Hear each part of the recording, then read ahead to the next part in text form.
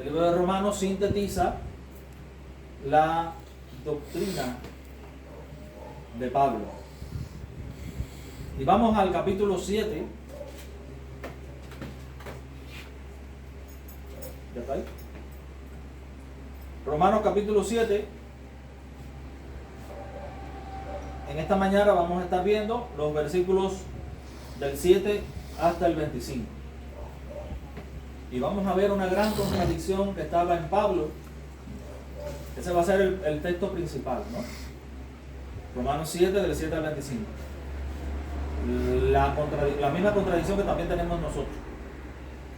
¿Qué pues diremos? ¿La ley es pecado? En ninguna manera. Pero yo no conocía el pecado sino por la ley. Porque tampoco conociera la codicia si no dijera, no codiciarás. Mas el pecado, tomando ocasión por el mandamiento, produjo en mí toda codicia. Porque sin la ley el pecado está muerto. Y yo sin la ley vivía en un tiempo.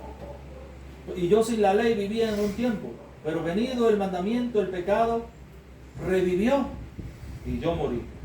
Y hallé que el mismo mandamiento que era para mí, para vida, a mí me resultó para muerte. Porque el pecado, tomando ocasión por el mandamiento, me engañó y por él me mató. De manera que la ley a la verdad es santa y el mandamiento santo, justo y bueno. Luego, ¿lo que es bueno vino a ser muerte para mí? En ninguna manera, sino que el pecado, para mostrarse pecado, produjo en mí muerte por medio de lo que es bueno, a fin de que por el mandamiento el pecado llegase a ser sobremanera pecaminoso. Porque sabemos que la ley es espiritual, mas yo soy carnal, vendido al pecado, porque lo que hago no lo entiendo, pues no hago lo que quiero, sino lo que aborrezco, eso hago. Y si lo que no quiero, esto hago, entonces apruebo que la ley es buena, de manera que ya no soy yo quien hace aquello, sino el pecado que mora en mí.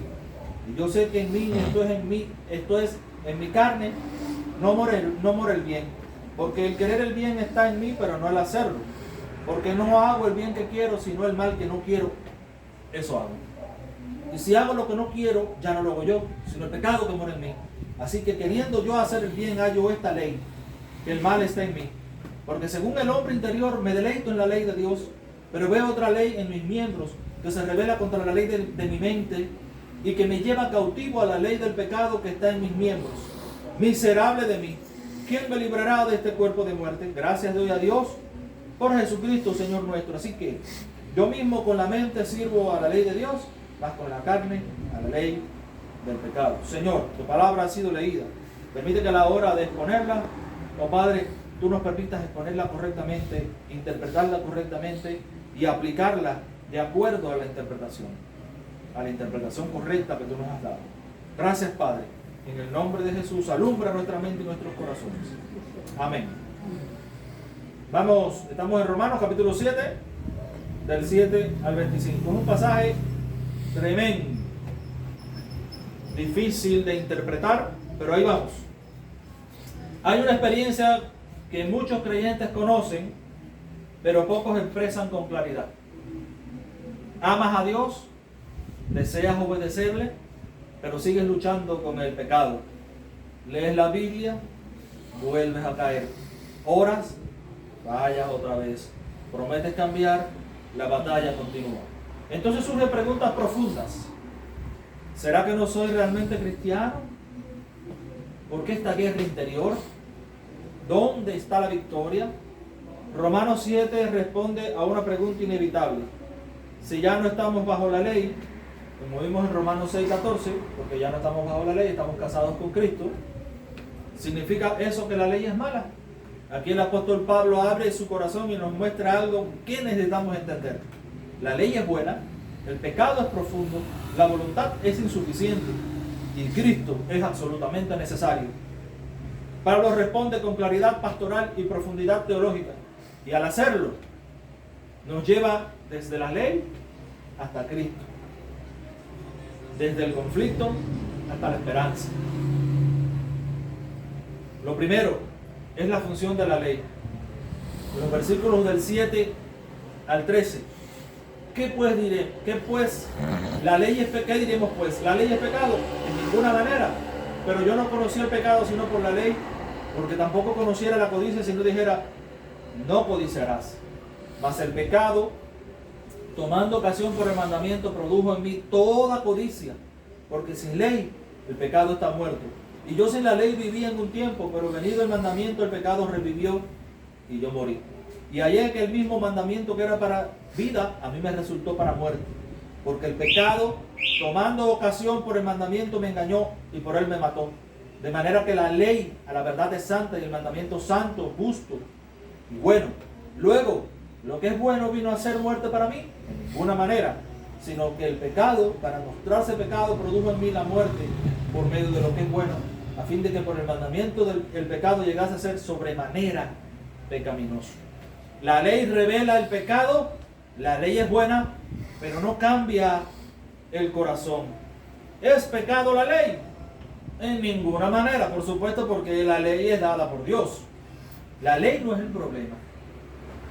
El pecado es el problema. No conocía el pecado sino por la ley. La ley actúa como revelación. Antes del mandamiento, el pecado estaba presente.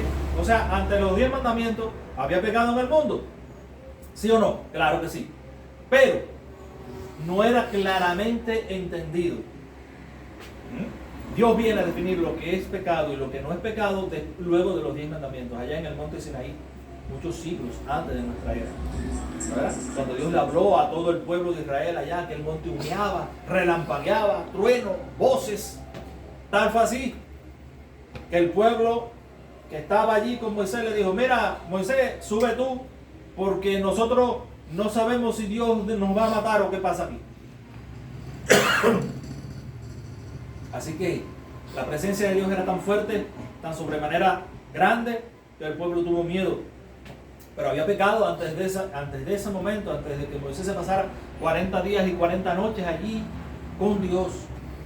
Había pecado en el mundo, aunque no existía, aunque Dios no había revelado su ley moral a la humanidad. Porque recuerden que Dios puso en Adán y Eva, ¿qué cosa? Vamos a comenzar desde el inicio. A Adán y a Eva los creó Dios, ¿cómo? Conforme a su imagen y a su semejanza. ¿Qué quiere decir eso? Que Dios puso en Adán y en Eva espíritu, y en ese espíritu plantó su ley, y es ahí la semejanza del hombre con Dios, que es un ser moral y es un ser espiritual. A imagen de Dios y a semejanza de Dios fuimos creados en que somos seres espirituales y morales. Luego de la caída, ¿qué pasó? Luego del primer pecado que cometió Adán y Eva, o Eva y Adán en este caso, porque Eva fue la primera, sin despreciar a las mujeres. ¿Qué pasó? Que esta imagen de Dios, la cual es su ley puesta en su mente y en sus corazones, esa perfección moral que Dios implantó en el ser humano a través de su espíritu, queda muy, pero muy deteriorada. Y dice Calvino que está tan deteriorada que apenas se ve en el ser humano. Apenas se ve esa imagen de Dios. Dios nos creó para que reflejáramos su ley en nuestro carácter, en nuestras acciones morales.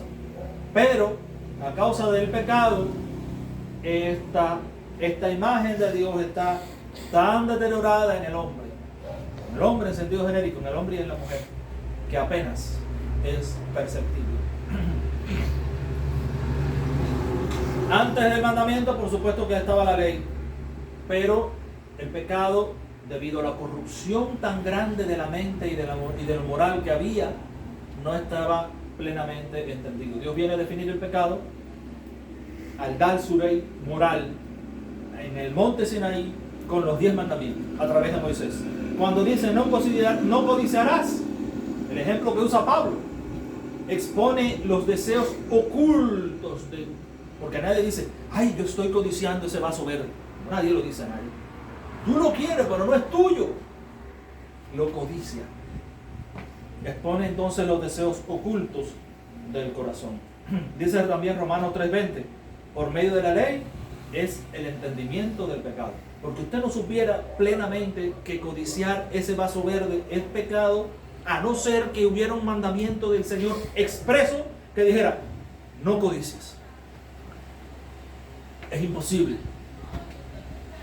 No se puede conocer el pecado a menos que Dios lo defina. Y solamente es pecado aquello que Dios ha definido como pecado, más nada.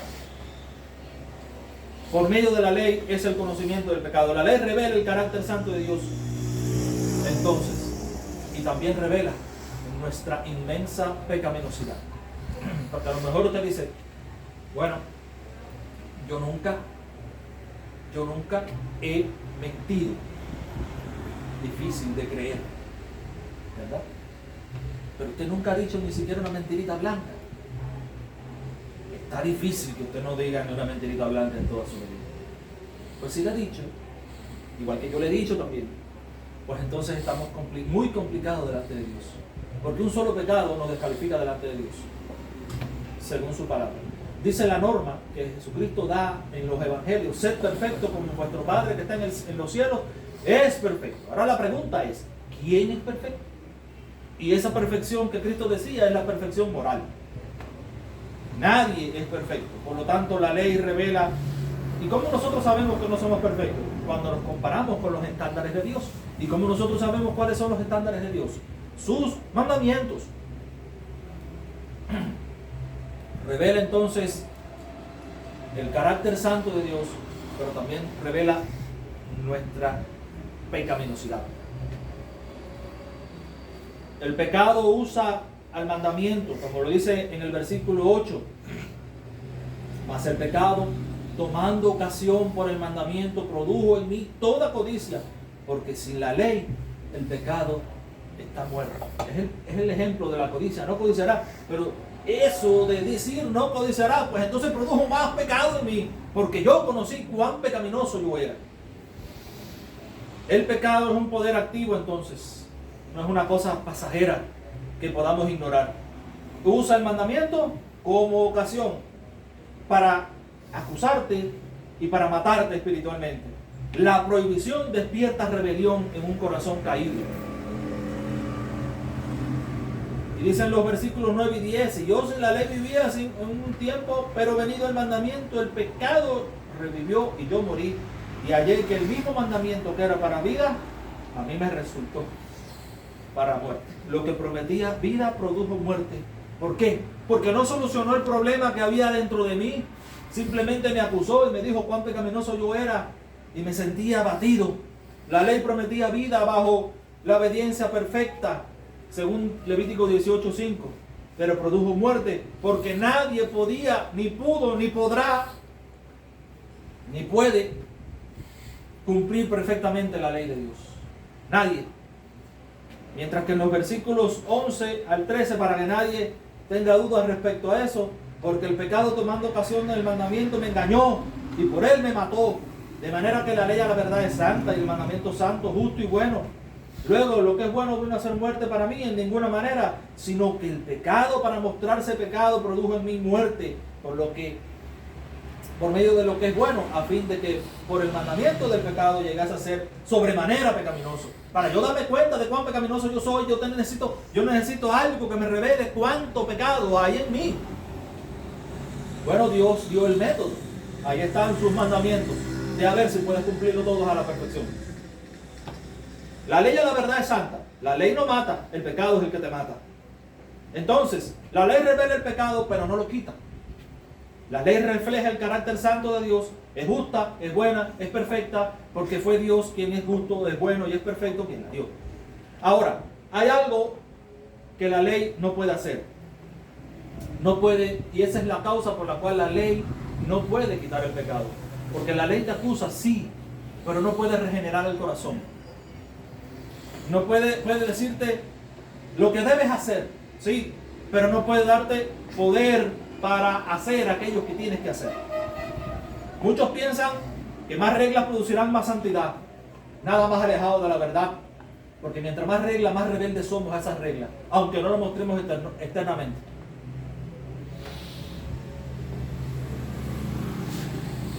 Pero reglas externas no producen transformación externa. Tú lo puedes decir a la mujer, mira, ponte un vestido o una falda que te llegue hasta los tobillos. ¿Y qué? Si en definitiva ella quiere estar en licra. Mira, tú le puedes decir a un hombre, mira, no mires a esa mujer. Él posiblemente no la mire delante de mí y me engañó. Bueno, mira, ya el hombre ha cambiado. ¿Y qué? Si lo que él quiere es verla. O tú le puedes decir a una mujer, mira, no andes con tantos hombres. Sí, ella puede ser una santa en la iglesia y engañar al pastor, a todo el mundo.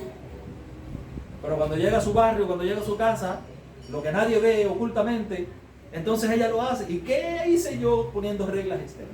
La verdadera regla es la que cambia el corazón y la conducta. La ley puesta por el Espíritu Santo en tu mente y en tu corazón, la cual hace que tú cambies.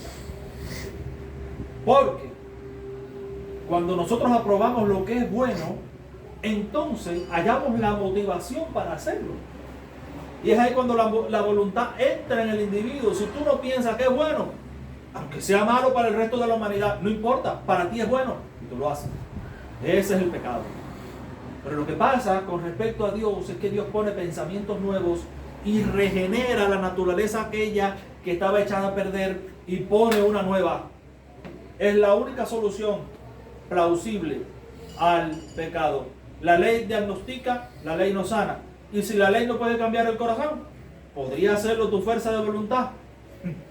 Ahí vamos para la segunda parte, y es en los versículos del 14 al 20. Porque sabemos que la ley es espiritual, mas yo soy carnal, vendido al pecado, porque lo que hago no lo entiendo. Pues no hago lo que quiero, sino lo que aborrezco, eso hago. Y si lo que no quiero, esto hago, apruebo que la ley es buena. De manera que ya no soy yo quien hace aquello, sino el pecado que mora en mí. Y yo sé que en mí, esto es en mi carne, no mora el bien.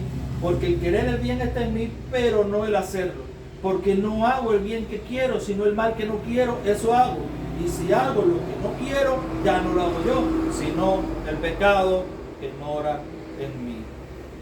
El conflicto interior, cuando quieres hacer el bien, pero no lo haces. ¿Por qué? La ley es espiritual, yo soy carnal. Porque sabemos que la ley es espiritual, mas yo soy carnal, vendido al pecado. Carnal no quiere decir lleno de músculos. No. Carnal quiere decir que ese sistema pecaminoso que vive dentro de nosotros, que habita junto con nuestra alma, es el que domina hasta tanto Cristo no entra en tu corazón. La ley proviene de Dios, pero el hombre experimenta aún la presencia de la carne, todo ese sistema pecaminoso que nos afecta.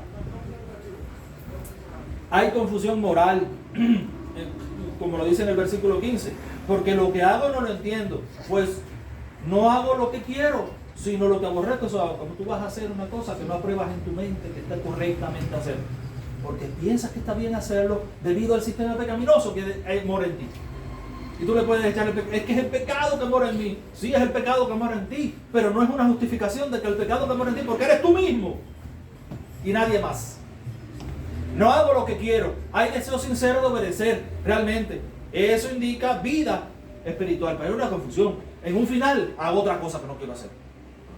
Mientras que en los versículos 16 al 17 nos habla de que hay un pecado que reside aún.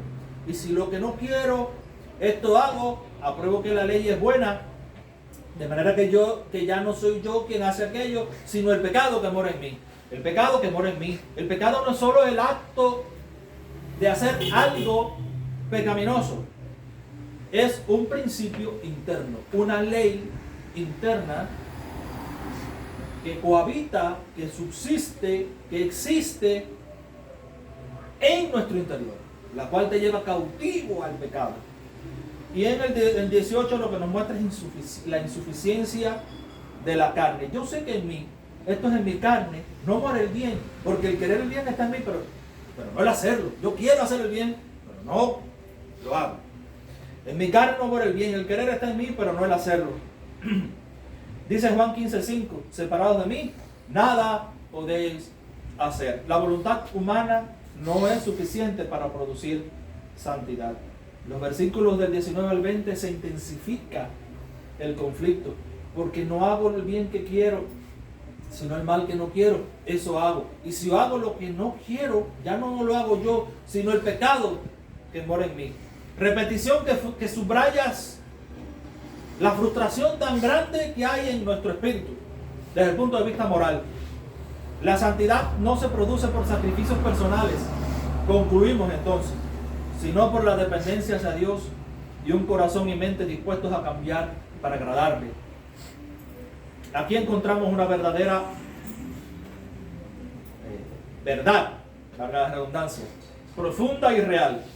El creyente tiene una nueva naturaleza, pero aún vive con reminiscencias de la carne caída. No somos lo que éramos antes de Cristo, pero todavía no somos lo que seremos en la gloria. No somos ángeles todavía. No estamos en estado de perfección. No, nunca seremos ángeles. Seremos humanos renovados. Filipenses 2:13 enseña que Dios produce en nosotros, porque Dios es el que produce en nosotros tanto el querer como el hacer por su buena voluntad. El querer y el hacer. Eso significa que sin su obra constante, nuestra voluntad es totalmente insuficiente. La lucha no significa que Dios te abandonó. Muchas veces significa lo contrario, es que Dios está actuando en ti. Porque si tú entiendes que lo bueno es otra cosa que lo que tú haces, otra cosa contraria a lo que tú haces, entonces es muestra de que Dios está obrando en tu conciencia y está diciendo que por ese camino que estás andando no debes ir. La frustración no significa que no eres salvo. Eres salvo. Todo el mundo nos equivocamos. Significa que el pecado aún habita en nosotros. La santificación no es autosuperación entonces. Es dependencia diaria en el Espíritu. O del, o por el Espíritu hacia Dios. Tercero, la guerra espiritual. Ahí está, en los versículos del 21 al 23. Así que, queriendo yo hacer el bien, hallo esta ley, que el mal está en mí. Porque según el hombre interior, me deleito en la ley de Dios. Qué cosa más rica deleitarse en la ley de Dios. Pero veo otra ley en mis miembros, que se revela contra la ley de mi mente y que me lleva cautivo a la ley del pecado que está en mis miembros.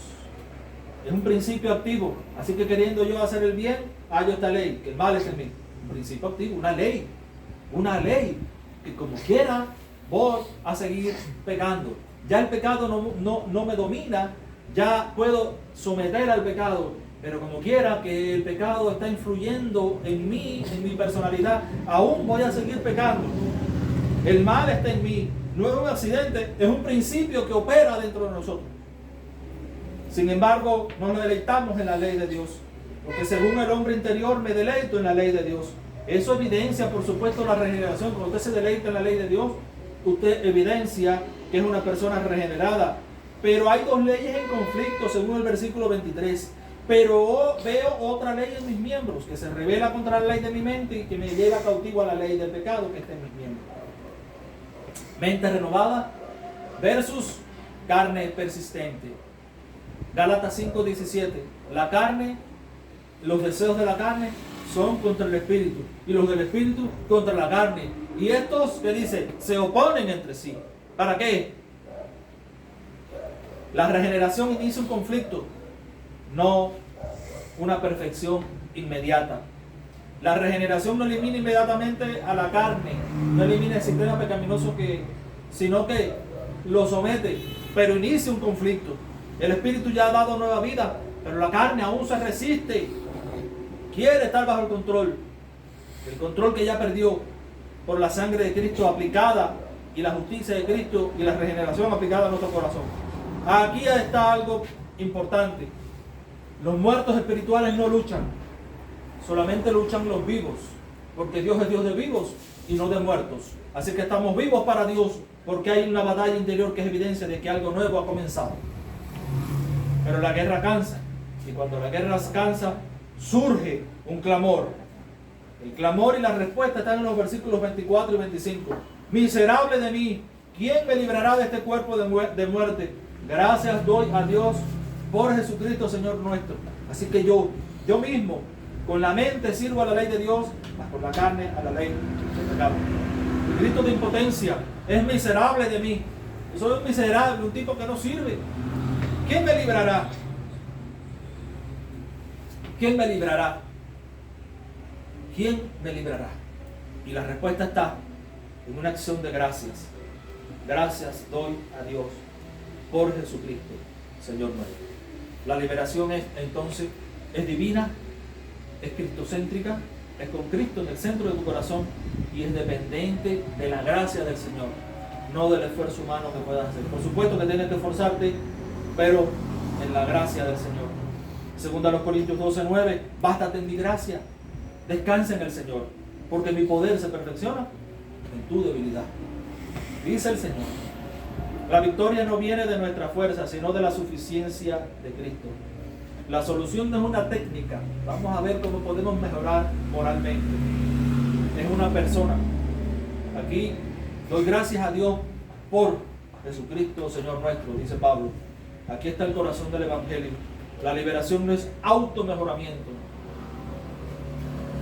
es unión con Cristo, como hemos visto antes. Cristo no solo perdona la culpa, Cristo rompe el dominio del pecado en nosotros. Romanos 7 termina con una tensión. Con la mente, así que yo mismo con la mente sirvo a la ley de Dios, más con la carne a la ley del pecado. La última parte del versículo 25. Pero Romanos 8 comienza, ahora pues, ninguna condenación hay. Y eso es lo que vamos a ver el próximo domingo. Y aquí está la esperanza. Romanos 8:2 dice, la ley del Espíritu de vida en Cristo Jesús me ha librado. La ley reveló el problema. Cristo aseguró la victoria. El Espíritu aplica esa victoria al corazón. Romanos 7 termina con una tensión. Así que yo mismo con la mente sirvo a la ley de Dios, más con la carne a la ley del pecado. Ahora pues, Romanos 8 comienza con una esperanza.